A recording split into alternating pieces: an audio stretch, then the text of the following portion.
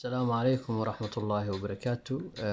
waxaad kusoo dhawaataan barnaamijkeeni aan ku sharaxayay sida loo isticmaalo Zoom. waa maxay Zoom? Zoom waa program dadka ay ku kulmaan ay ku shiraan. Zoom wuxuu kaga duwan yahay programyada badankood.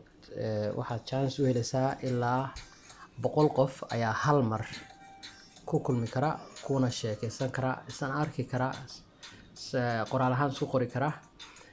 way jiraan programyo kale, Google Hangout iyo waxyaabo kale way jiraan.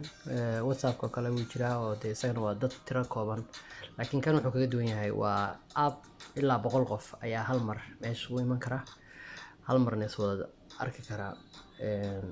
runtiina wuxuu kaloo dheer yahay qofka shaashadiisu la qaybsan karaa.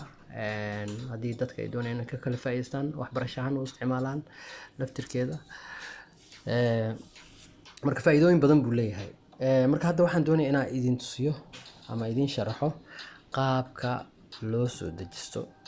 dadka qofka hore u isticmaalo uu garanaya, qofkaan hore u isticmaalana waxaan rajeynayaa inaad wax ka faa'iidi doonto.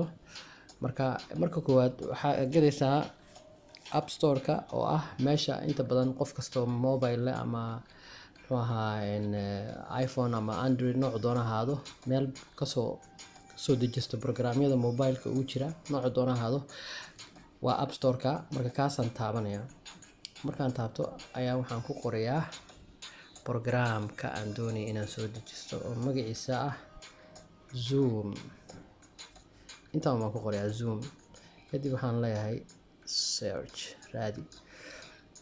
okay, programkii waa uu soo helay, waxaa ku qoran Zoom. wuxuu leeyahay calaamadaas astaantaas lagu gartaa bluega yar iyo in yaro dhexda cadaan ah oo ay kamarad ku taalo. marka waxaan taabanayaa xagga midigta waxaa ku taala cagaar, button cagaar ah, installer ku qoran ama install. marka waan taabanayaa. marka wuxuu sameynayaa hadda programkii ayuu ku soo shubayaa mobile-ka. waxba kuma kala duwana programyada kale markii qofka uu soo dejisanayo, isku qaab mooyaan. okay, hadda wuu soo galay programka, hadda uu guduhu usoo galay. marka si aan markaan u isticmaalno programka waxaan ama aan u furno, waxaan taabanayaa batoonkan kale xagga midigta ku yaala oo ay ku qoran tahay open ama open. kaasaan taabanayaa. hadda waan soo galay programkan hadda waa uu isfuray. page-ka ugu horeeya waxaa ku qoran start meeting. marka hadda anigu shir qaban maayo, laakiin line waxaa laga soo diray fariin ama invitation, fariin la igu soo diray WhatsApp-ka oo qof igu soo casuumay inaan kulan ka qayb qaato. fariintaas ayaan doonayaa inaan maaragtay aan ka jawaabo si aan uga qayb galo. marka qofka si uu shirka uga qayb galo wax kale uma baahna. haddii uu app-ka kugu jiro ama Zoom mobile-ka kugu jiro, wax kale uma baahna inaad sameysid. talaabo kale weeyaan. hadda waan tusin doonaa qofka sida account uga furan karo hadduu rabo inuu isaga ahaantiisa inuu shirar kale u qabto, wax noocaas. laakiin hadda waxaa kaliya aan xooga saaraynaa inaan isla fahanno maxaan u baahanahay inaan ka qayb galo shirka la igu soo casuumay. waxaad u baahantahay inaad app-kan mobile-ka kugu jiro bes, wax kale uma baahna. aduu kugu jiraa, saasuu ku jiraa. marka waxaan tegaynaa WhatsApp-ka, kadibna waxaan dooranayaa fariintii la ii soo diray ayaan taabanayaa oo ahayd invitation inaan ka qayb qaato shir. waan ka baxaynaa marka. okay, tegayaa WhatsApp, click. fariinta la ii soo diray waa tan, sidan u eg tahay. waxaa ku qoran qoraal baa ku qoran, qof baa kuu soo diray, qof baa ku soo casuumay qolka. marka waxa ugu muhiimsan oo fariinta anaga aan xiisa leh waa intan qoraalkan buluuga ah. intan buluuga isla socoto, saddexdan sadar oo buluuga ah ayaa inta anaga muhiimka inoo ah ee tahay. taasaa marka taabanaya.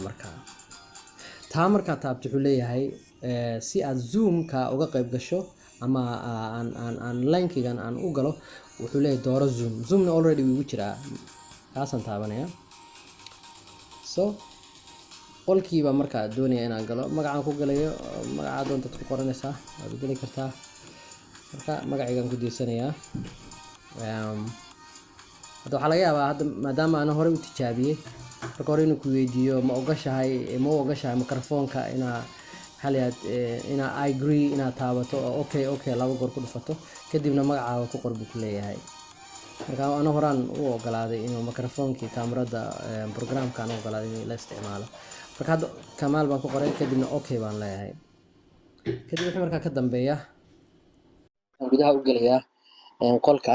marka qolka waa qol ma geli karo ilaa ma qofkii qolka mas'uulka ka ahaa uu ii ogolaado. marka hadda waxaa la please wait, the meeting host will let you in soon. mar dhow waa lagu soo sii deynta qofka qolkaas kalena waxaa ku qoran Raxma Saleebaan ayaa iskale.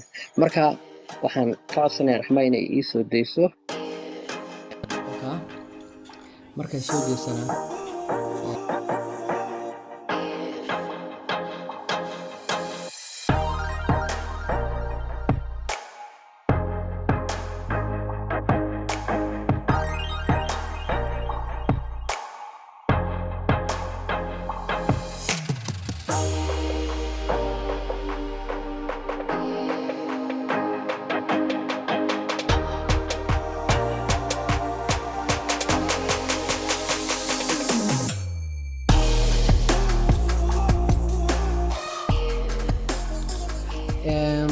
waxaan u maleynaa inta dambe codkeeda meena maqlayn sababtoo programka iyo laba program hal mar mikrofoonka uma qaybsamayo. marka waa sidaas weeyaan sida ugu fudud uu qofka uu ku soo gali karo meetingaas ama shirkaas. wax kale uma baahnid inaad maaragtay password ku qortid inaad wax kala samaysid waxba uma baahnid. appka soo dejiso kadibna linkiga bluega taabo waad ku jirtaa. simple waa intaan. marka taxanaan ka dhigi doonaa programka hadhowda sida aad maaragtay account u samaysan lahayd ama aad uga furan lahayd page oo profile-kaaga waxaa ku qorato si adiga laftikaaga aad shir u qabato qol aad furato oo dadka aad ku soo casuumi karto. saan idigu sheegay program faa'iido badan buu leeyahay. mobile-ka aad ku isticmaali kartaa, computer-ka laptop-ka ku isticmaali kartaa, waxbarashada u adeegsan kartaa, wax badan baa loo adeegsadaa. madaxda adduunka oo dhan baa hadda isticmaasha. marka waxaan rajeynayaa inay wax badan ka faa'iideen. خير بدن أيام إدينا تشينيا.